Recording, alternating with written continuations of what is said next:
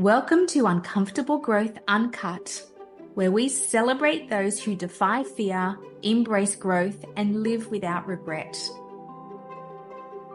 In a world that celebrates perfection, we rarely hear about the challenges, fears, and crossroads that successful leaders grapple with across work and life. Uncomfortable Growth Uncut shines a light on their personal story and the critical human skills we all need today to turn trials into triumph.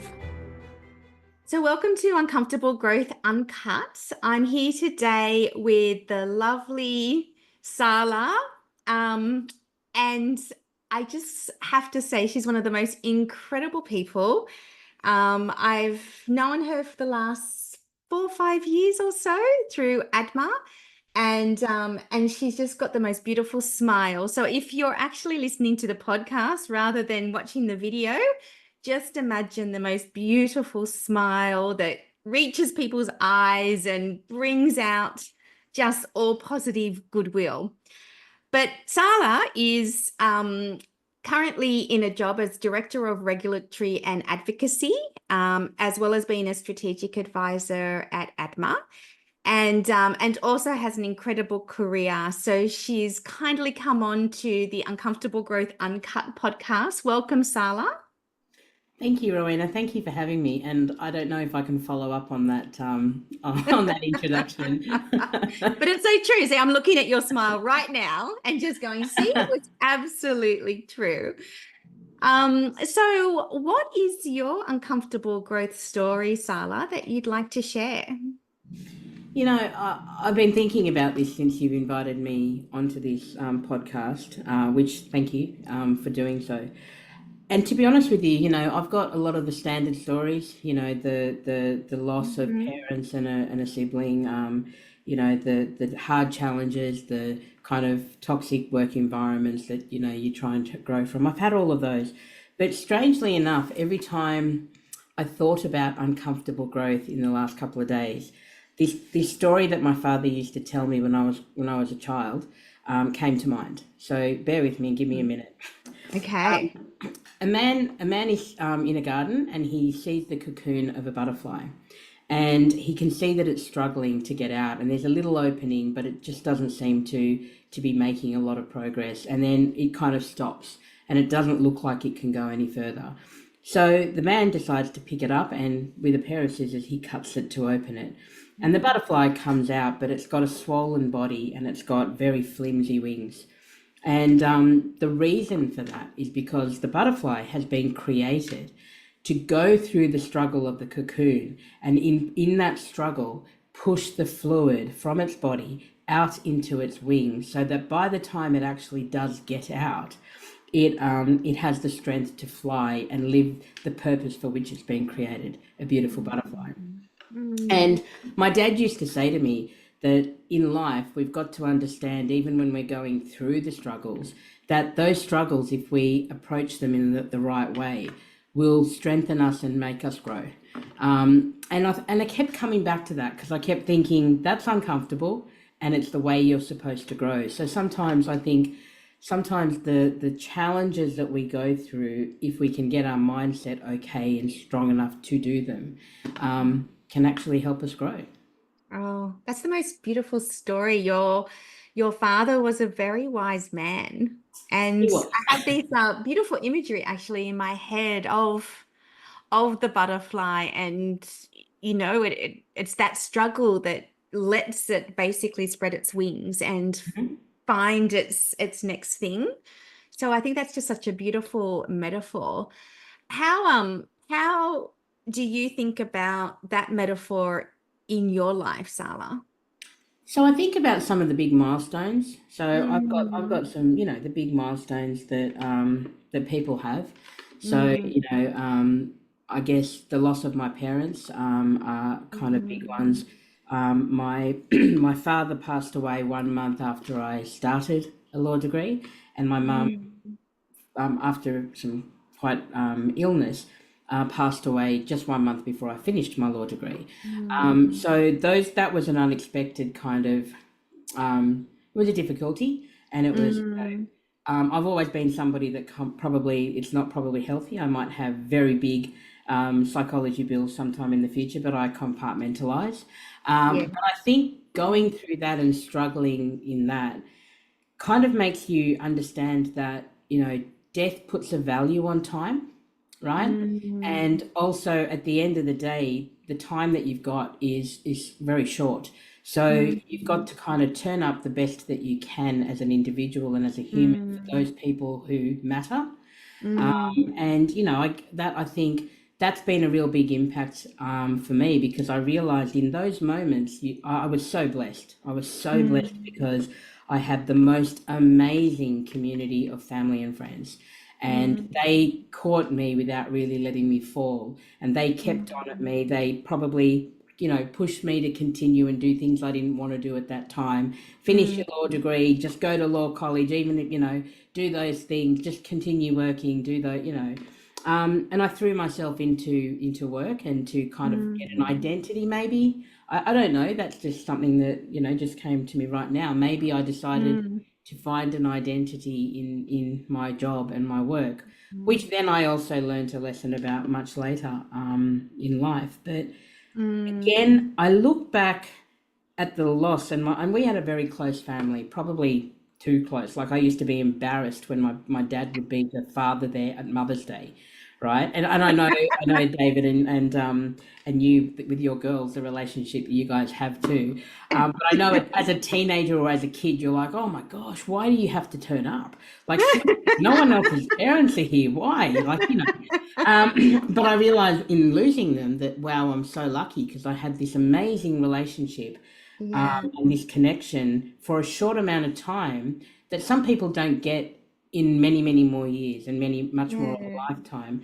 And whilst I lost them, and obviously you have the regrets you have, it made yeah. me look at the people that are in my world in a different way and appreciate them, Mm, and be grateful for them, and where I can turn up for mm. them.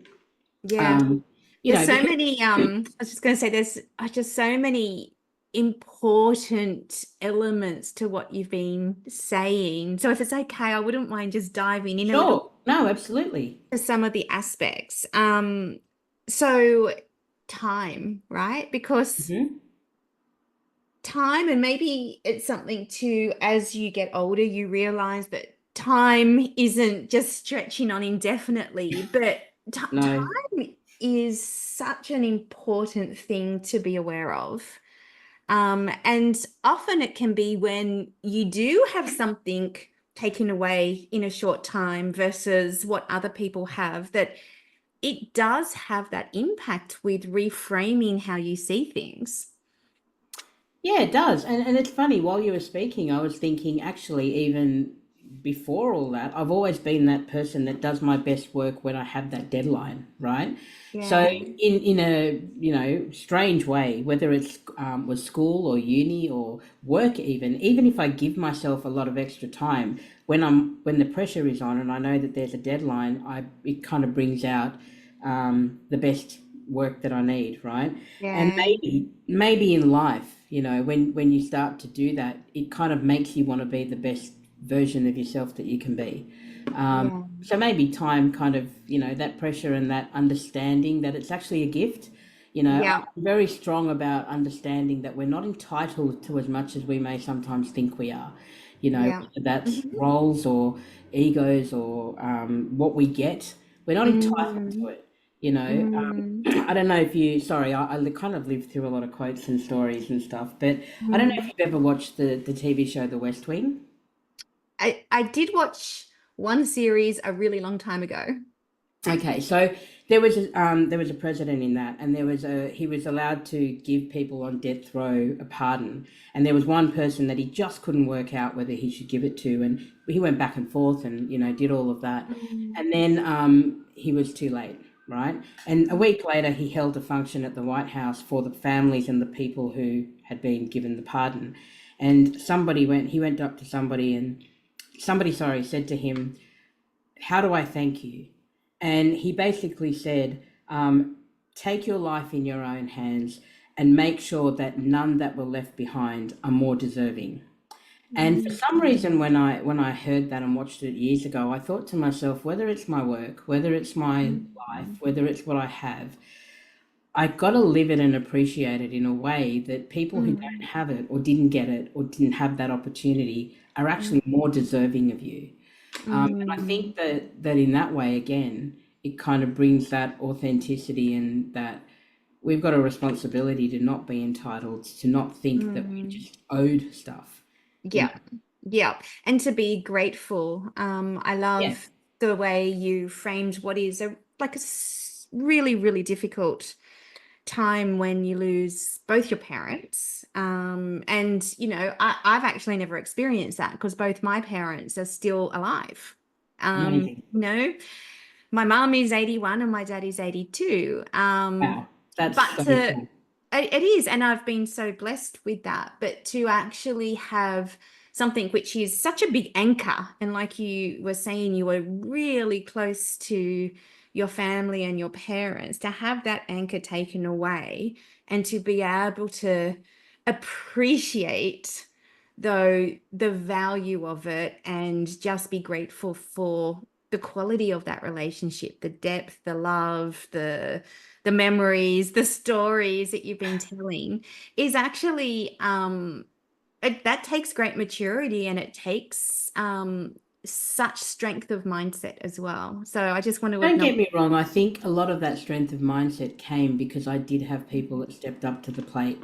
You know, Mm, I had friends that had no reason to step up that took me into their family. I had mm, my family who are absolutely phenomenal and supportive and mm, strengthen me in ways that only family can. mm. I mean, it got to a point where I'll be honest, I got to Mother's and Father's Day, and it's a lot cheaper when I had just one mum and dad. But then again, I'm not, and I had some amazing bosses and people that kind of, at that point in my life decided to give me the freedom to grow, to learn, to fail. Okay. I think that's a really important part as well. I've had a freedom to fail. That came Mm, from my parents as well. My parents mm, gave me the freedom to fail, which I think mm, when you have that, and I'd say I'd bring that to my day-to-day job in today as well. I'd mm, say that the freedom to fail allows you to not need to know everything. It allows mm, you to grow. It allows mhm, you to remember that every single person that you meet can teach you mm, something that you don't know. Every single person, mm, if they're a baby, if they're an adult, anybody, right? mm, You might have an expertise in one area, right? mm. But somebody else is better in another, Yeah. right? And often in the role that I play today, which is basically taking regulation and Hmm. helping marketers apply it to their day-to-day role.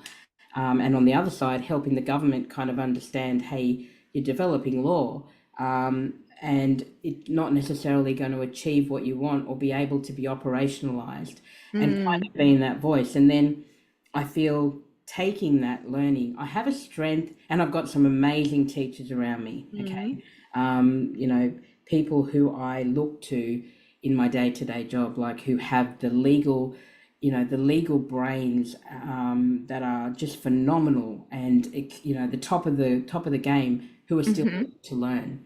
So that's a mhm, great that's a great mhm, kind of, and I'm going to call him out, Peter Leonard, in the field. mhm. That is a phenomenal teacher because he still learns every day. Yeah. But I think having that freedom allows you to go, you know what? I'm going to approach and I'm going to tackle any question you've got. I'm going to Mhm, give you what I think is the answer. And if I don't know it, I'm going to tell you I don't know it and let's try and work through it. And that mm, actually, I think what that does is um, it allows the people that you're speaking to a freedom as well, right? It gives them a freedom to go, okay, well, let's um, have a go, yeah, yeah, you know. yeah. And I do think, particularly when there's a lot of change happening in the environment, like, I mean, there's always change, but Yeah. there's so much change happening at the moment in the way businesses operate, obviously with AI as well. Yeah, yeah, And and we don't know exactly what that looks like yet. So, to be able to be open or go, here's what I think, but it may not work. We can give it a Yep. go. And then we'll Yep. figure out if, like, what did we learn from that? Like what worked, what didn't, is Hmm. actually, like you say, it's a true freedom to just explore and get better rather than having to know everything and get it right, which And no I one ever think, does anyway. yeah, But and the thing the is, mindset. nobody knows because, especially in the area I'm in, Mm, privacy law, and the way channels are developing and the speed at which they're developing, nobody knows. I mean, even AI, mm, the people mm, who create AI don't know how, mhm, hallucinations kind of come in, right? There's things mm, in there that, now don't get me wrong. I don't like the word expert in this area because I don't think anyone is completely an expert because the laws are mm. still developing and being written. Yeah. And don't get me wrong, there are some amazing people who are in this Mm, space, but I do think that there's experience, right? And mm, there are people that have the experience of understanding how this works and how this should work and what the mm, outcome should be and what business is doing and what we're trying to protect. And experience is very different, I think. mm. I could be wrong, but I think experience is different to expert, like being an expert, Mhm, mhm, and that difference allows you that freedom to mm.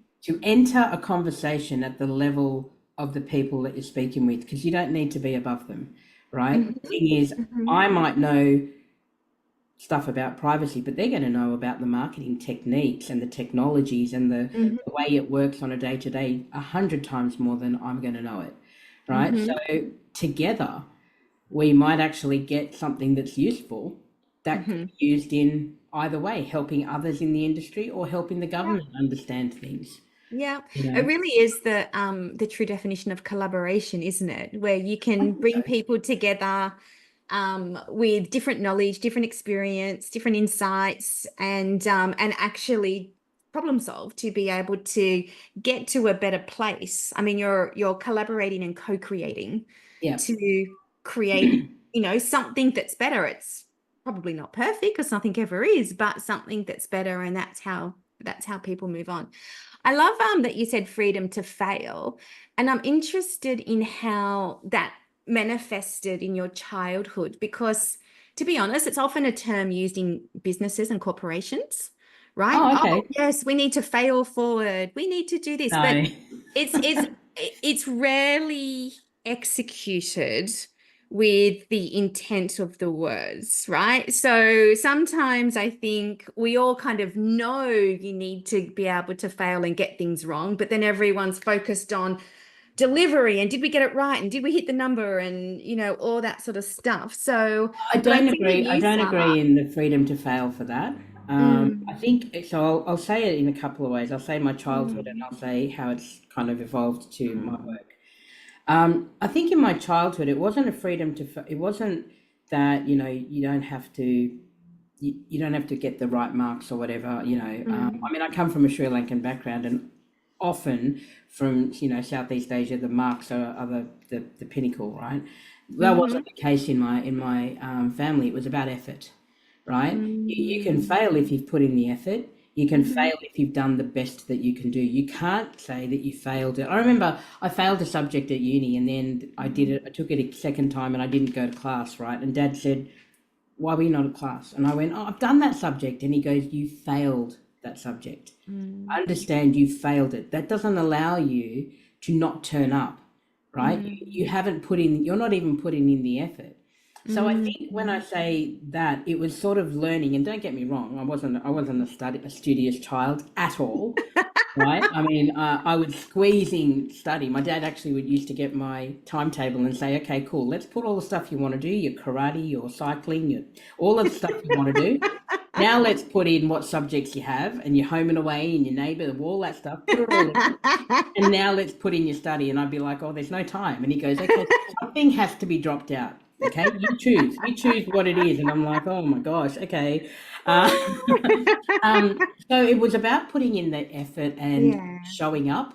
And I yes, think as I go into work, I still believe you have to deliver. We have a responsibility to whoever's paying our salary and whatever yeah. brand we're representing, to deliver the absolute best you can, Mm, right? to deliver to the results that the business needs, to deliver to the Mm. customer's requirements, to do that ethically. So I think I look at the term of being responsible as you're responsible in a compliant way, but you're responsible to the organization to be efficient, optimized, do the best you can do, right? Mm-hmm. Mm-hmm. You have a responsibility to your colleagues to turn up and represent them in a decent way. You have a Mm. responsibility to your family and friends to be a kind of person that actually, that deserves them. So you have to put in the effort, you have to turn Mm. up. But then if you've done that, Mm. you tend to fail. It's okay. And Mm. I got a really good lesson of that, I think, in my first job, where I remember we were a bunch of interns and we were working on a contract. And my boss, she was a lady named Linda O'Grady, and Mm-hmm. she was a very scary woman at the time. I don't think she thinks that now, but she was very strict and was the boss. And the intern, someone had lost a contract, okay, and we were all talking about what could happen, and I just said, well, just tell her, and they're like, are you insane? And so we all Don't went tell into the office. Yeah, it was like, oh gosh, no. We went into the office and told her that the contract had been lost. And Yeah. she asked the question. It wasn't me that lost it. It was another person I worked with. And when she said who lost it, everyone went quiet. And there was no movement. And I got frustrated because I'm like, come on. And all I did was say, I did. And she blasted me in front of everybody. Okay. She went off at me. And I was like, okay. I took it. And then she kind of said, all right, let's move forward. And she gave us the instruction. Mm. Anyway, whatever it was, we moved on, and it was a thing that happened. I'd say 10, 15 years later, I was having dinner with her, and she goes, oh, Sarla, what about that time that you took the blame for the contract when you didn't lose it? And I went, what? And You she were goes, that. yeah, she goes, my PA, Pat, turned around and said, oh, you know what these Muppets outside are talking about, da da da da, and told her. Uh-huh. And she goes, and I said, why did you let me take the blame and blast me in front of everyone? And she looked at me and she goes, why did you take the blame? And I Mm. said, oh, because at the end of the day, it's a minute of being in trouble and then we find a solution. And she Yeah. goes, that's exactly right. You know, and I think those little bits of freedom, even in Yeah. this role, right? I'm not your Yeah. typical smart lawyer that knows all of the correct language and speaks a particular way. Um, but I think there's a little bit of a freedom that goes like, okay, that's not who I am. And if I'm going to be authentic and do what I want to do and how I can do it, I've got to Mm. accept that that's not me. I can't pretend Mm. to be this very big corporate, speak Mm. speak in a particular way and know all of the references and know all of the cases. Mm. That's not who I am. But I think Mm. sometimes when I'm in a room with a regulator, Mm-hmm. everyone else knows to speak that. Sometimes I think because I'm speaking to the person and not the law, that I Yeah. relate in a way because they're all people, right? Yes. They're all people Yes. as well. Behind those regulations and all of that, they're having a customer experience. They're receiving certain things. They're Yep. wanting Mm-hmm. personalization. You know what I mean? So Yes. sometimes Yes. I think it's my point of difference. Yes. That Absolutely. And I mean, and that just talks to, or two things I think that talks to, the importance of diversity, because when everyone tries to be a yeah, a particular type, yeah, based on expectations, then you don't get true diversity. But mm, also what you were talking about before in authenticity, because it's exhausting and much harder to have the courage to lean into growth if you're trying to be something that doesn't feel exactly like you, because yeah, already you're pretending, yeah, and that yeah, takes a lot of energy and it takes a lot of effort, and it never feels quite right. yeah. And that's what I love about the way people are showing up now, less Mhm. about you need to be this type of Yep, person and yep, more about show up as you, bring all of you, right? yep, Yes, you're a lawyer and you've studied and you've got your degree and you've got years of experience, but yes, you're also Sala, who, yep, has a very different background, has all these different experiences and can relate as a person. yeah, And kind of says it as it is and tries to make sense of how people see the law and see it showing up with what regulations are needed to make both of those things work compatibly. Yeah, and I think at the end of the day, if you can open your eyes to that, right, the law is written for the average person. And I've never quite Mm, understood when lawyers, I know there are amazing lawyers who, mm, they know how to work the law in amazing ways, and mm, but the law's written for the average person at the end of the day, right? It's written to mm, protect the average person more often than not. It's written for very simple outcomes, right? mm, So yes, it's very good to know how to apply it and weave your way and make it work. But I think in understanding that and putting it to the average person and going, how does it apply in real life? And mm, the philosophy I live by, Rowena, which actually goes to everything, but it's very much my job, is mm, 90, and I learned this through my job with ACP 9 and Bauer, because I was put forward, like my boss at the time, amazing woman, Amanda Lang, who I learned so much from. Um, she kind of put me into a few things that were really, I won't say them on the podcast because it's, some of the first projects I got were like, really? That's what you're asking me to do as a law student? Um, but I realized in doing some of those projects, uncomfortable growth, okay? Because it uh-huh. was uncomfortable to be saying, I'm a conservative kind of person and I have to talk about, threesomes and things like that in magazines, okay? And how to legally do it, right? All things like Yes. that, right? And so I remember at the time, thinking, okay, well, I got that through. Well, you know what? 99% of what you want to do can be done. And I have taken that approach from a compliance point of view. And I Uh-huh. generally say, okay, 99%, if you focus on the 1%, sometimes that 1% becomes 2%, 5%, 10%, Yep. Mm-hmm. even if it's 20 or 30%. Once Mm, you work out what you can't do or how you're restricted, you're still mm, free to do what you do with the rest of it, mm-hmm. right? Mm, And mm-hmm. that is a freedom as well, because compliance Mm, doesn't have to block everything off. yeah. Compliance protects, and the purpose of compliance is to protect the business, the consumer, or everybody, Yeah. but Yeah. it's only a percentage of the thing that you're actually trying to do. So get that sort, Yes. focus on the Yeah. detail, get Yep. that right, and then Yep. have fun with the rest. Yeah. I love that. So Charlie's just finishing my 18-year-old daughter for the people listening. She's just completing the HSC and she got early entry into Macquarie Uni to study arts law. So Amazing. I'll be sending her to you, Sarla. Anytime, anytime. I'd tell you to send it to Peter, but Peter spends a bit of time telling people not to do the law. Oh no. I think I love the law. I'll be honest with you. As much Yeah. as I don't want to practice it as, the way Yeah. that most people do, I love that. I think it's because I'm rule Mm, based as well. And I think that mm. being rule based, I like to know the boundaries and the structure, because Yeah. then it's like, wow, now we can actually do all this other stuff. Yeah. Yeah, Um, absolutely. Because I think and Charlie doesn't want to be a lawyer, but she wants to understand how law applies, but also yeah, how it then influences things like social justice and other absolutely. applications. Anthropology, she wants to study anthropology in her arts degree. Amazing. So it's a really interesting Yeah. combination.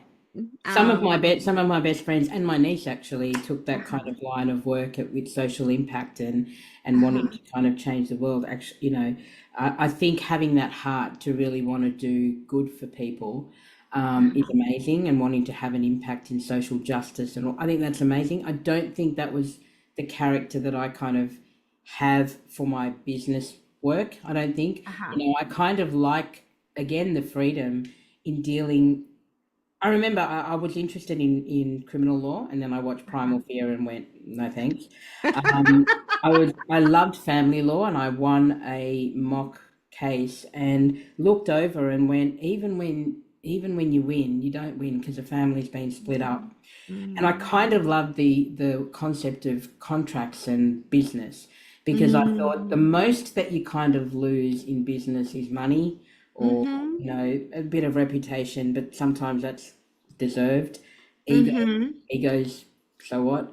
It's less of Mm-hmm. that. So I don't think I had the strength of heart to do the sort of stuff that your daughter's wanting to do, but I've got such admiration for people. Well, we'll see how she goes. She hasn't actually started yet. So, Doesn't as I matter. said to her, when you're applying to university, you put down what you think, what Yeah. makes sense, and then you see what it's like, and you learn She a bit got more early about entry. yourself. She's already on the cusp. It's already cool. Exactly, exactly. So, so we've talked a lot about, kind of your parents and some of your work experiences. How do you think about uncomfortable growth now and how you are looking towards whatever the future may bring? I think I'm very much, and my friends will all laugh that I'm not someone that likes change. Okay, I Hmm. pretty much have the same clothes, right? I've got the same jeans. I've got seven of the same jeans because I'm also kind of a clean freak. So, if I like a top, I have the same jumper in all of them. Like I don't like change. All right, change Uh-huh. for me, especially in my world, I've got the same friends, of course, bringing a few along the way, but I always Uh-huh. say I'm at capacity, right? And I don't mean that in an arrogant way. I just mean I've had amazing friends that have stayed with me my whole life, right? And to Uh-huh. give what that deserves. So I think uncomfortable growth in my job is Mm. doing something that's not necessarily what I'm can turn up and do all the time, right? Mm. I think the future is very much, you know, what I'm doing now, I love it, right? I can Mhm. do it without really preparing, other than the big readings that have to be done to have the knowledge. Mm. Mm. But I can turn up without too much preparation. I can turn up confident in a certain Mhm. level. Mhm. I have fun. I can dress a Mhm. certain way. There's all of these things. So the next stage is not going to be that as much. Mm. And I think that's uncomfortable growth, right? Because I need to Mm. step out of my comfort zone. What I'm actually looking to do is swap where I'm comfortable. Say there's five things and four of them I'm comfortable with, and the one thing Mm. I'm not. I'm actually going the opposite way and going, okay, well, I'm only comfortable with one here, and there's four that are who knows. But Mm. again, I think the freedom to fail in a Mm. world where, and I'll be honest, I keep sitting there going, well, maybe if I don't make it, there's still a bit of time for privacy, so I can jump back into the field, not jack into the Yeah. role or anything. I think that freedom's kind of there, and that's uncomfortable growth from a career perspective. Yeah. Yeah. Can It's I actually? interesting. Sorry, I was going to actually say another defining part of my life was when I left a role that I'd been in for a very long time, Mm. and I think the way it all kind of happened in the end, it was unexpected. And I think I got beaten, right, at that point. And I Mm. kind of learned that my whole identity had been attached to my role and to the company Mm. that I was in and to what I Mhm. thought I was bringing to the table. Mm. And I remember sitting with a close friend of mine and she sat opposite and she asked me something and I dramatically went, I don't know, I don't have an opinion, I don't have a job. And she went, Sarla, you might think you're different, but on this side of the table, you're the same person to me, whether you were Mhm. in the role or not. And I Mhm. stewed on that potentially for 2 or 3 years. And I kind of realized that actually I don't want to be defined by my title or my role. I want to be defined as a person, right? Yeah. And so therefore I think that was a growth point because there's Mm. a lot that comes in a role when you're doing it well, especially Mm. in the industry that we're in, right? In the Mhm. media and marketing industry. Mhm. When you do speaking engagements or you do things, people will come up to you Mhm. and they will give you a little bit of a clap and they'll tell you that you were great. And it's Mhm. very easy if you allow yourself to get caught in that and to believe the hype and Mm. to redefine who you are in that image that's not actually real, right? Mm. Mhm. The realness is if somebody in the room that you've spoken in has been impacted in Mm. what you're saying and walked away with knowledge they didn't have before, even if it's one person. Because Yeah. let's be honest, okay? I'm talking regulatory, so as many as there are people who are engaged and listening, there's always one or two in the room that I think would rather be asleep, okay? Um, but even if one person has been impacted and learned something and becomes excited about that, and Yeah. wants to learn more about that, and you've had a input to that, somehow Mm, or another, I have to say that lasts longer in the satisfaction than the hype can be. And I think what mm, I've learnt in the time over my whole career, it's been with interactions with different people, mm, is you've got to hold your ego in check, right? mm, Understand that today you could be on the top of the world, tomorrow you could be at the mm, bottom. Don't attach yourself to your title, your mm, role, your knowledge set, all mhm. of those kind of things. And it brings me back to, again, sorry, it's a uni story, but I went 1 week after doing economics at uni, and Mhm. literally I said, I came home and I started using the words from the chapter one of the textbook, right? And Dad looked at me and I was like, Dad, don't worry, you don't understand it because you're not an economist like me, right? 1 week in, right? And he looked at me and he let me speak. And then he said, you think you're really smart, don't you? And he said, sweetheart, you're going to uni for one thing, okay? You are learning a lot and you should learn a lot. But also remember that you're going there to learn how to research the answers to your questions, how to mix with people who are not the same kind of background as you because you've been in a particular school. You're learning how to meet deadlines without a teacher telling you this is a deadline, do it. And he listed about 30 things that had nothing to do with the subject. And he Uh-huh. said to me, because the minute you put your pen down, because I'm that old, it was in pens, when you put your pen down, the knowledge and you walk out that door, the textbook for next year is being written and it's brand new stuff. Okay. Yeah. So don't get set on the knowledge. Get set and learn at university the process and all of that. Right.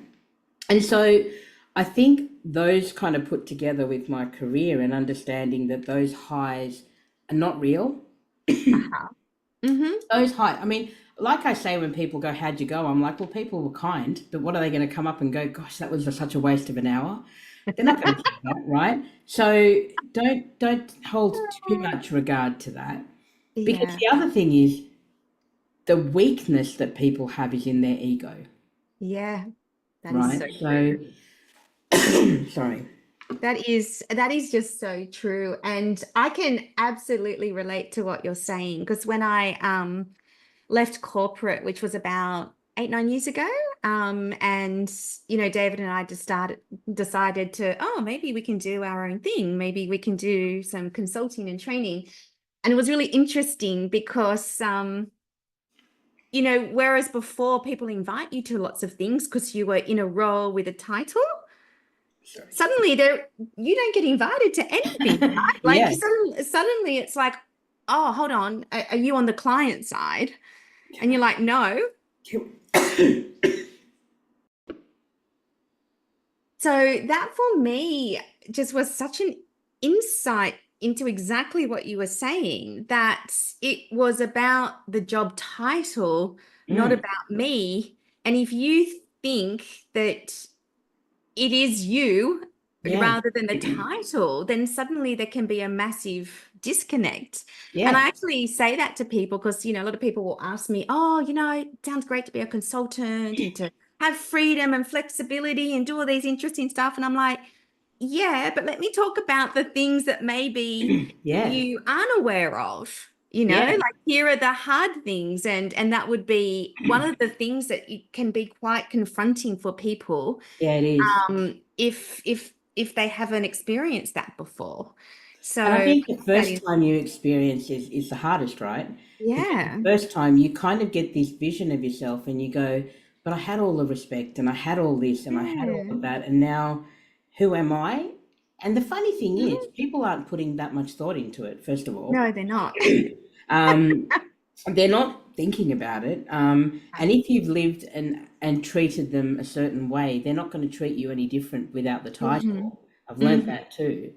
Um, but I think at the end of the day, it kind of gives you that freedom, It right? does. And it realizes that you don't have to be.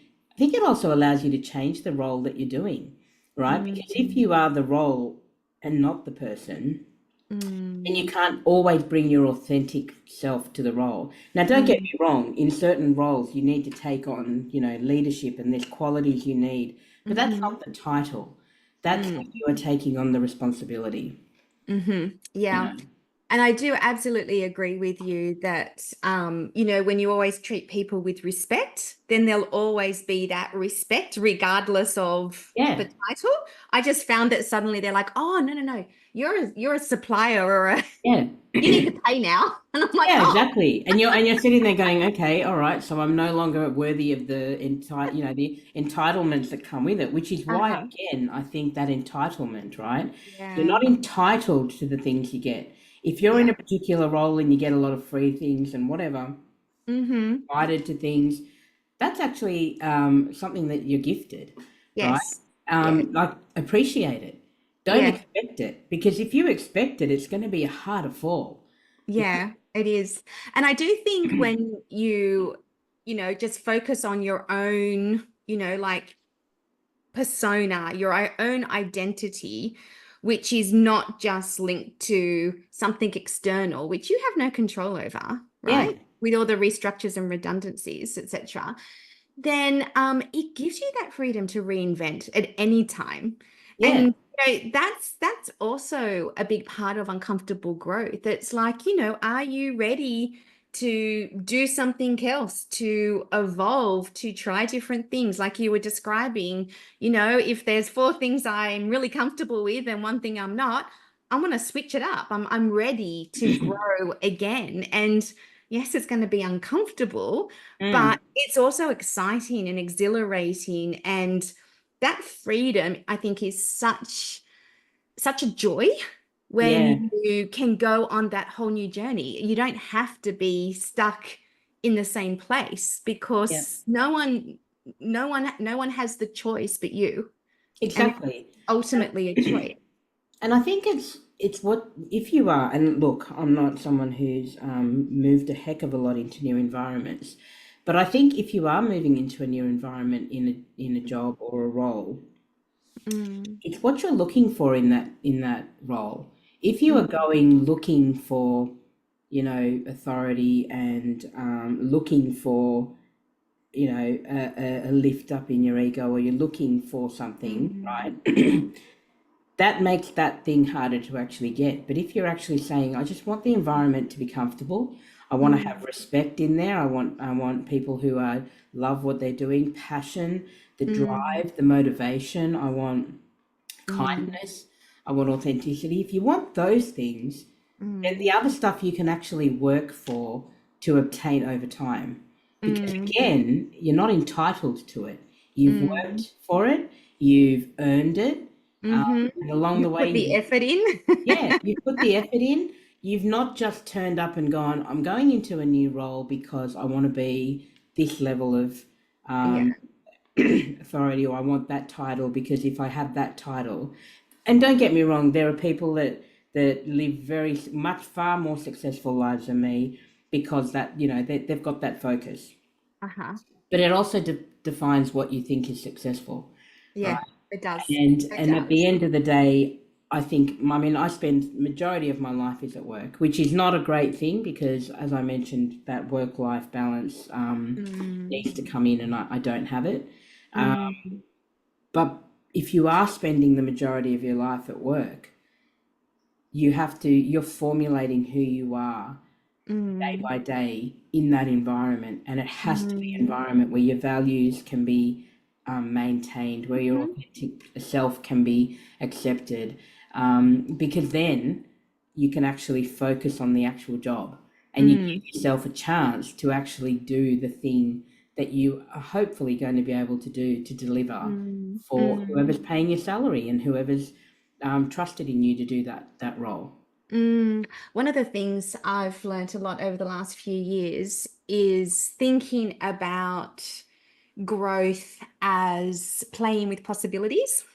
Okay, yeah, And it's so fun because again, you're not attached to something which is more egocentric, right? So yeah, you're not attached to, it needs to be this role or this title or this money or this industry or whatever. It's just, oh, that's really interesting. Oh, wonder what that could look like. Let me just explore. Let's see where that leads. And, when you're mm, able to hold things lightly, but lean forward with that exploratory Yeah. openness and open to failure. Like it doesn't have to succeed. It probably won't succeed, but something else may. And I love that as a path to uncomfortable growth because Hmm. it's letting the universe operate, it's letting the universe play a role. But Yep. usually in nearly all cases, it ends up with the right people who have similar values, who Yeah.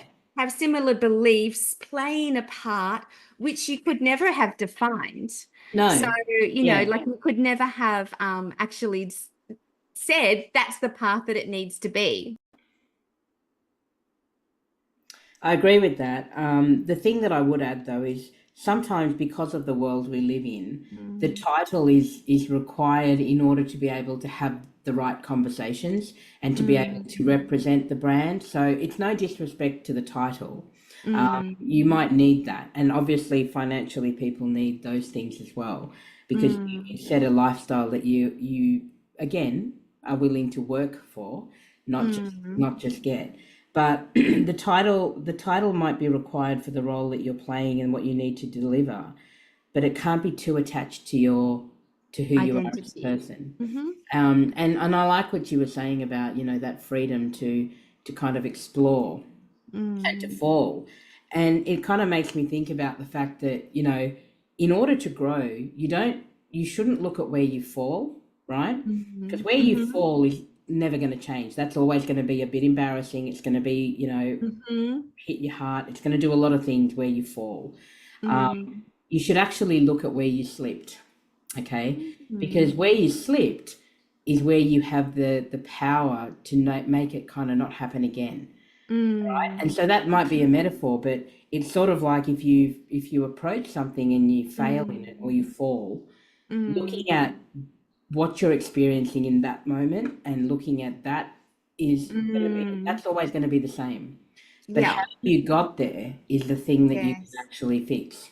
Yes. And not do next time or do Yeah, it differently next time. Yeah, yeah. absolutely. There's a similar saying too, which I really like, which is don't, it's a hockey, ice hockey analogy, which is don't skate to where the puck is being hit, skate to where it's going.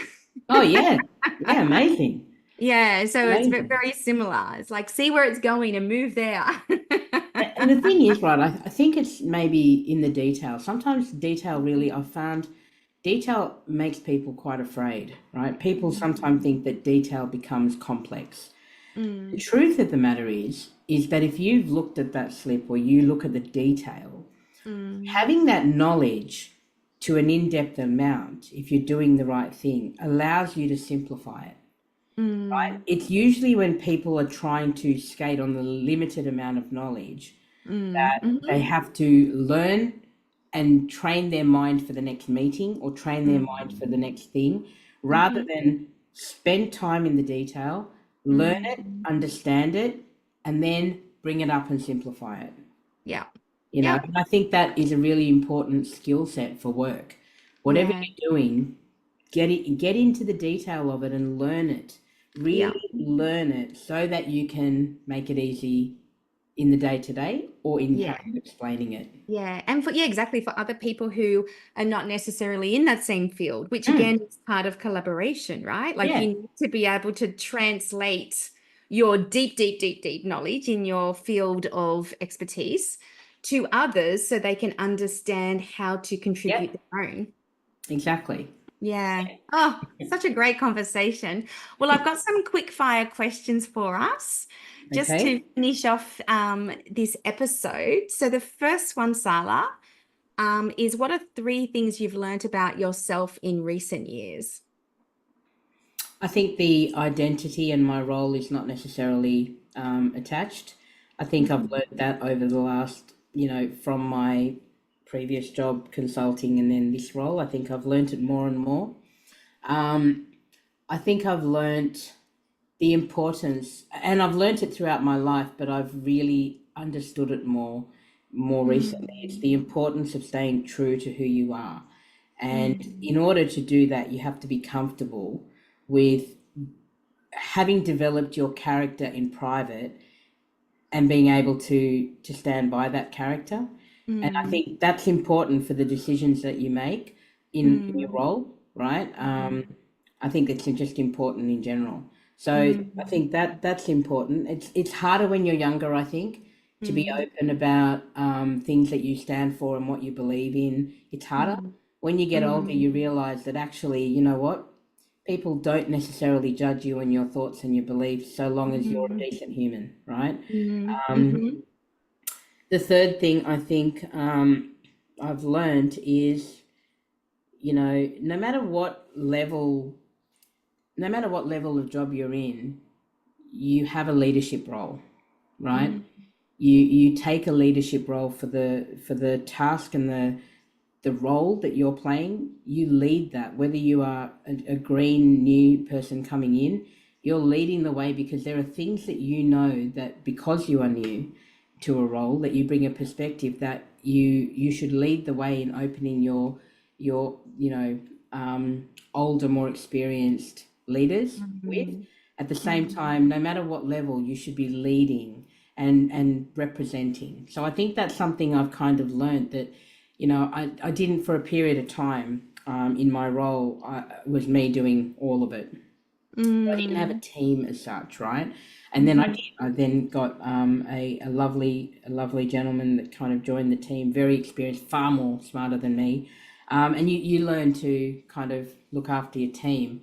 But mm, leadership is not about that. Leadership is turning up for your whole team, not stepping on someone's boundaries, not swimming out of your lane, not mm, trying to own them, mm, but sharing experiences and teaching them and guiding them and mentoring them and mm. learning from them. Yeah. Yeah. Exactly like what your father did for you. Yeah. Yeah, my Yeah. father and all of the different people throughout my life that Yeah. have been able to model model behavior. Because the truth is, you get mentored by the people that give you the time and will teach you. And Yes. I'm so grateful to all of those leaders that have done that across my career. But you also model yourself from what you see and what you admire in others, Yep. right? And Absolutely. and it allows you to determine what you will accept and what you won't, Yep. what kind of leader you want to be, Yep. um, you know, and that it just I think the horrible leaders I've had in my life have taught me Mm, just as much as the amazing ones. mm, Because I've yeah. learned from some of those people, you're super smart, you're successful, you're amazing. I mean, there was a gentleman that I reported into, well, not reported into, but I watched very closely Mm, when I was early in my career. And I realized I don't want to be you. There's mhm, elements I'm going to take from what you do that are super mhm, smart and very mhm, strategic, and I will learn that. But I will mm, not treat people how you treated them, and yeah. um, I will not be who you are. Yep. Yeah. Absolutely true because you get to make a choice Yeah. again around the type of leader you choose to be. Yes, So, and that's why I think when you lead as whatever you're doing, whether it's a team or whether you're mm, leading a role or whatever, you have an mhm, impact. This is what people sometimes forget, I think. mm, You have an impact on the people around you. And don't get me wrong, okay? Because when I get into a mood or when I am worried that I'm going to respond, I go quiet. When I get angry, I go quiet. And unfortunately, my face has subtitles, right? So when I'm angry, people generally who know me well know to leave me alone for a short period of time and I'll be fine, right? mm, And I know that bad mood I'm in can have an impact on the people just as much as if I'd spoken. So I'm not saying mm, this out of having perfected it, but I'm saying it from an awareness that yeah. we Yeah. impact we Yeah. impact the people we're around. Yeah, absolutely. Absolutely. A really, really deep, thought-provoking answers, Sarla. I'm gonna have to rewatch the podcast to Ah. think through all of that because I loved what you were saying. Um, what is important to you at the moment in your life? Friends, family, and my faith, right? Mm, Those are extremely important. Reasons being that when I really so those three things underpin everything, right? mhm, My faith reminds me, I'm a Christian, my faith reminds mhm, me that it doesn't all start and end with me, which I also mm, like, right? mhm, Um, mhm, I my friends and family as well. I, Mm, I realize that my time with them is limited, and they love me with everything. They support me with mm, everything. So those three underpin everything. What else is important, because most of my time, and because I don't have work-life balance sorted yet, is yes. turning up to work and doing the best that I can do. Um, Mm, it means a lot. Sometimes I go beyond. I know people are like, "Oh, mm, seriously, you don't have to do it," but I feel that you leave your stamp with what you do. And mm, surely not everybody necessarily notices some of the detail of what you're doing, but just that one or two people that do notice mm, it, if it makes them mm, feel that they were worth you putting in the effort in what they're receiving, it mm, makes a difference, right? absolutely. So I can I those can hear things. your father again, just from what you described. He would be so proud, honestly. He'd be so proud. Uh, yes and no. There'll be plenty of I'm pretty sure it'd be seriously. more yes. Seriously, are you joking? I was saying all this stuff to you when I was alive and you never listened. You rolled your eyes. Yeah, there'd be a bit of that, but And I used to hound. I mean, I lost my brother earlier this year, and I used to hound him and put this expectation on him and say, "Why mm, can't you live up to this?" And the funny mm, thing is when he passed away, and I realized the legacy that he left, right? Because I used to judge him. He'd possibly be the only person in this world that I judged, right? Because mm, I don't judge people. What I do is I say I hold my standard. I have a standard for mm, what I believe people should be that are in my world, but I don't judge mm, people for what they decide to do. The reason I have a mm, standard is because I hold myself accountable to the people I hang around with, and I don't want to kind of change my standards, right? So, mm, but I mm, also don't judge when people are different or don't meet mm, my mhm, whatever. But I used to. He's the one person I did judge, right? mm, And then when he passed away, and I saw that actually the impact he had on people would mm, probably. I used to be worried about manners. I used to be like, "Why don't you have mm, right manners?" Blah blah blah. That's what you leave. And I walked away, and I was like, "My gosh, what he's left as a legacy, the mm, impact, the way he turned up for people." My parents wouldn't care about the manners part that I spent his life focused on. mm, So mm, it's interesting. You get that uncomfortable mm. face thrown in your Yeah, face many times. yeah.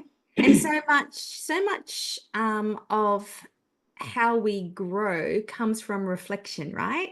It Like, does. and what it comes from, or making sense of things that happened previously, but now you have the awareness and insight to understand what it Yeah. truly means. I And can also see the that with your focus. reflection. And I think that the focus, right? Like it is important to turn up. It is Mm, important to do. And I'll hold myself to a standard and go, you have mm, to do something. You have to do that. You have to have manners. You mm, have to, mm, whatever.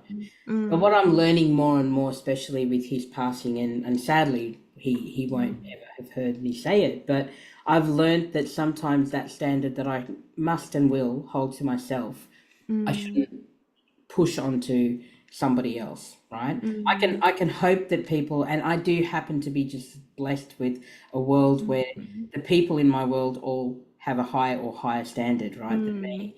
Um, but I think also that standard in the workplace is, mm, I think you can hope for a certain standard because then you get respect and you get those mm, sort of things.